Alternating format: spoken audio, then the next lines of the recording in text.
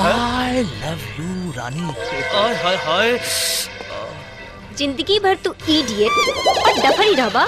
हमार नाम सरस्वती है और हमरा के सरस्वती ही कहिया, रानी नाम। अंडरस्टैंड? अरे देखो इनकर जवानी, और तू है बंधु हमर दिल का रानी। इतना मारेंगे बेटा, याद आ जाएगी तुम लोगों की नानी। नीचे से निकलेगा पानी और हो जाएगी खराब तुम लोगों की जिंदगानी। ए सर, हमने का तो मजाक करते हैं जानू। अच्छा? हम कौन?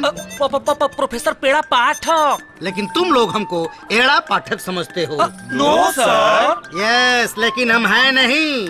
Yes sir. Shut up your मुखारबिन। I hate मोहब्बत।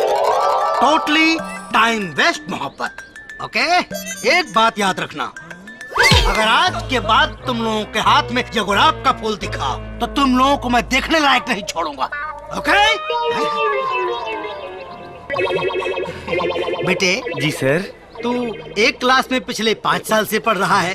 5 साल में तो सरकार भी बदल जाती है बेटा। जी सर। इस बार तो पास हो जा बेटा। जी जी सर। बेटा, तोर बाल पक गए हो, तू बूढ़ा हो गया है रे। टफा। बूढ़ा होगा तुम्हारा बाप।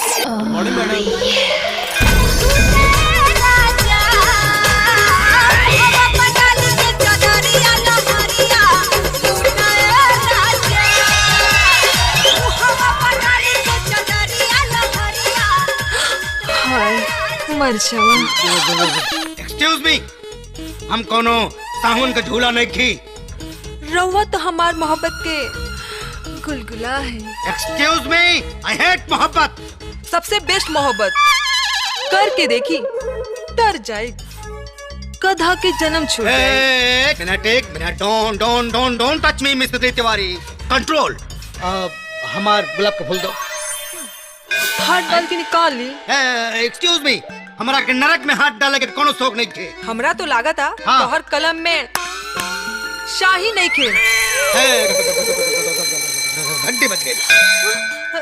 तो हर दिल के? नो, क्लास के। Okay, don't waste time mister Tiwari. Class में जाओ और पढ़ाओ। ओके? जाओ।